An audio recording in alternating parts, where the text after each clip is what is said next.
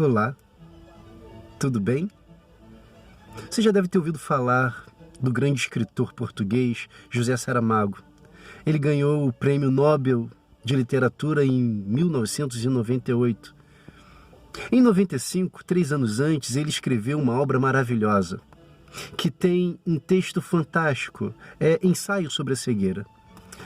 Em um certo trecho de sua obra espetacular, está registrado assim: por que foi que cegamos? Não sei. Talvez um dia se chegue a conhecer a razão. Queres que diga o que penso?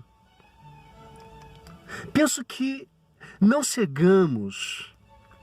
Penso que estamos cegos. Cegos que veem. Cegos que, vendo, não veem. Cegos que veem. Cegos que, vendo, não veem. Esses somos nós. Saramago está fazendo uma crítica a uma sociedade que, no que pese ter olhos, ter luz sobre eles, são cegos. Nós somos exatamente assim. Nós temos dificuldade de enxergar. Temos dificuldade de compreender aquilo em que focamos os nossos olhos.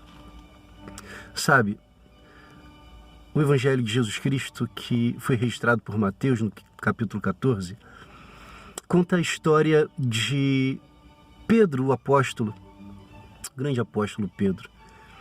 Em um certo momento, ele tem a extraordinária oportunidade de enxergar, de ver Jesus fazendo o extraordinário, que é a multiplicação dos pães. A primeira multiplicação dos pães e dos peixes para mais de 5.000 pessoas. Ele vê Jesus Cristo fazendo, operando o milagre, o extraordinário. Em seguida, ele se despede de Jesus se despede dos discípulos. Então, Jesus deixa que eles sigam de barco, eles vão na frente, porque Jesus precisa de um tempo com o Pai para orar. Então, eles pegam o barco e ficam distantes, e aí eles são acometidos de uma grande tempestade. E aí Jesus Cristo vai andando por sobre as águas e vai ao encontro deles. Isso de madrugada. Imagine você vendo um homem andando sobre as águas de madrugada, e aí eles naturalmente se assustam, né? E eles acham que é um fantasma, eles acreditavam nisso lá naquela época. Muitos de nós ainda acreditam, né? E aí, quando Jesus está andando por sobre as águas, Jesus diz que é Ele, sou eu, Jesus. E aí Pedro diz: se é o Senhor mesmo, faça que eu ande até você. E aí Jesus Cristo diz: vem, pode vir. E Pedro então começa a andar por sobre as águas. Que coisa extraordinária. Ele está desafiando a lei da física, não é? Só que o texto vai dizer que em um determinado momento ele se dá conta da água bravia.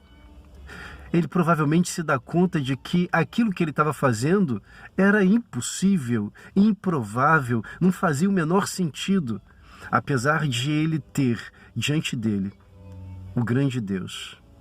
Apesar de ele ter diante dele aquele que opera todos os milagres, apesar de ele ter diante dele aquele a respeito de quem ele ouvia falar, teve experiências, assistiu extraordinários, agora ele foca os seus olhos nos problemas e não no Deus a quem ele já tinha assistido tantas vezes fazer o extraordinário.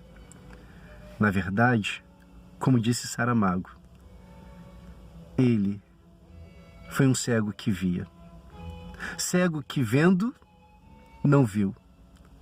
Ele não viu o Mestre, ele não viu o Redentor, Ele não viu aquele que opera todos os milagres necessários. Ele não viu aquele que sustenta. Ele não viu aquele que multiplica. Ele não viu aquele que salva, que cura, que transforma. Ele viu os problemas em volta, as tempestades que assolavam. Sabe, você tem olhos que Deus tem te dado para enxergar a Ele, o extraordinário, o sobrenatural, a provisão.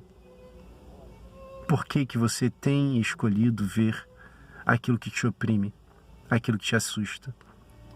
Foca os teus olhos naquele Deus real que cuida de você, que assiste você, que sustenta você e te convida, mesmo que em mar bravio, para vir andar na direção dele. Que o Senhor Deus esteja no foco dos seus olhos e na sua direção. Que Ele te abençoe hoje e sempre. Dia bom para você. Vai ficar tudo bem.